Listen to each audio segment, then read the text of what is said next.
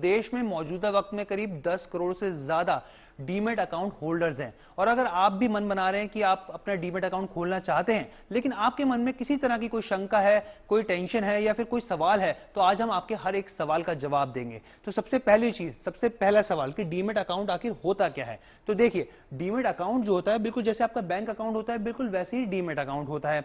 अब demat account तब तक अधूरा है जब तक आपका ट्रेडिंग अकाउंट ना खुला हो। अब आपके मन में ऐसे में सवाल उठेगा कि भाई ट्रेडिंग अकाउंट और डीमेट अकाउंट के अलग अलग होते हैं। जी हाँ, दोनों में बहुत बड़ा अंतर होता है।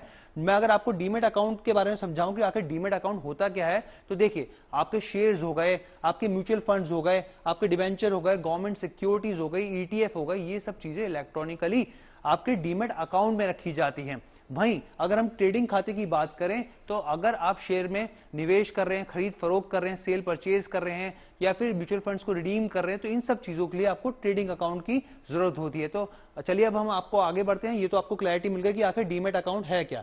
अब इसके बाद हम बात करते हैं कि भाई कितने तरह के होते हैं डीमेट अकाउंट। तो बेसिकली 3 तरह के डीमेट अकाउंट होते हैं। सबसे पहले रेगुलर डीमेट अकाउंट, दूसरा रिपर्ट्राइबल डीमेट अकाउंट और तीसरा नॉन रिपर्ट्राइबल डीमेट अकाउंट। तो सबसे पहले हम बात कर लेते हैं रेगुलर डीमेट अकाउंट की। आखिर रेगुलर डीमेट अकाउंट क्या होता है।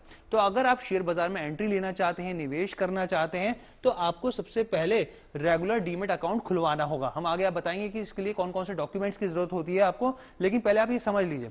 अब क्या है कि रेगुलर डीमेट अकाउंट को कौन लोग खुलवा सकते हैं। तो देखिए, अगर आप इस देश के रहने वाले हैं, आप देश के नागरिक हैं, अगर आप ट्रेडिंग करना चाहते हैं या निवेश करना चाहते हैं, तो बेहद आसानी से आपका रेगुलर डीमेट अकाउंट खुल जाएगा।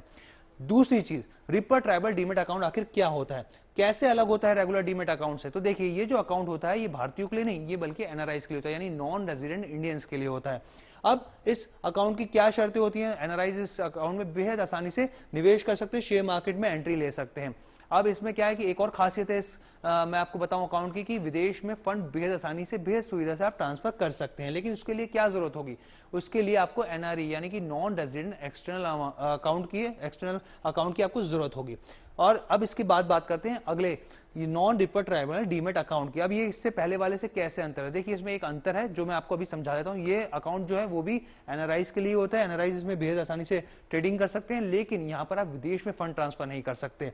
ये इसमें रिपर्ट्राइबल और नॉन रिपर्ट्राइबल अकाउंट में सबसे बड़ा डिफरेंस है। अब इसके लिए आपको एनआरओ यानी नॉन रेजिडेंट ऑर्डिनरी अकाउंट खुलवाना जरूरी है।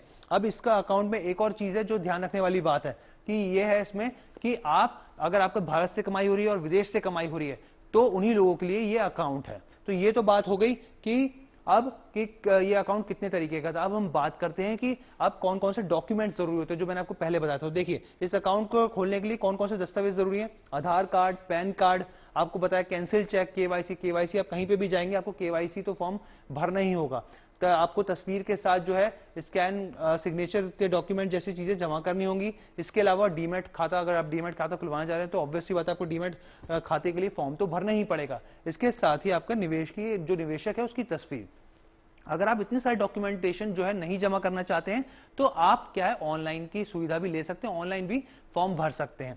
तो ये सब चीजें आपको क्लैरिटी मिल गई कि भाई क्या होता है डीमेट अकाउंट, कितने तरीके का होता है और कौन कौन से डॉक्यूमेंट जरूरत है। और एक चीज मैं आपको खासकर बता दूं कि अगर आप जा रहे हैं, बहुत सारी मार्केट में ब्रोकरेज फर्म है, तो अगर आप सर्च कर रहे हैं कि कहां से डीमेट अकाउंट खुलवाएं, तो सबसे पहले कुछ चीजों का ध्यान रख लीजिए।